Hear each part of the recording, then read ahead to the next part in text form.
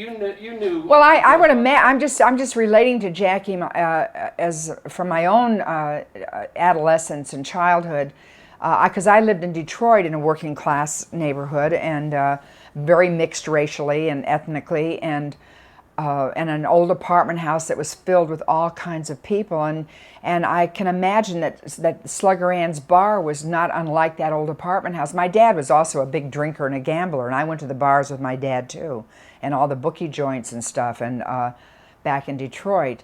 And I know how I kind of was in love with everybody. I was so enamored of all the different kinds of people, in different classes and education and politics and all I ever really saw was how much alike they were, you know, and how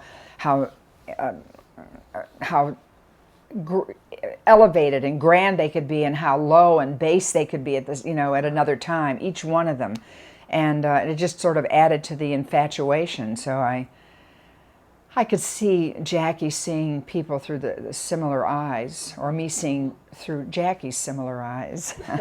I'll just tell this to you, but you know, even on my Edith Ann album, Edith talks a lot about going to the bar with her dad, going to Parr's Bar, and if you listen with earphones, there's a soundtrack. I don't want to say this because it's my album. I'm only going to mention it, but you know, if you listen, Edith goes down the street and she yells in. She says, "Hey Ed, is my dad in there?"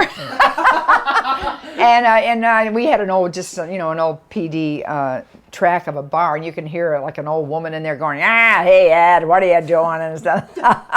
And it'd be just like, probably was like Slugger Ann's, you know. Yeah.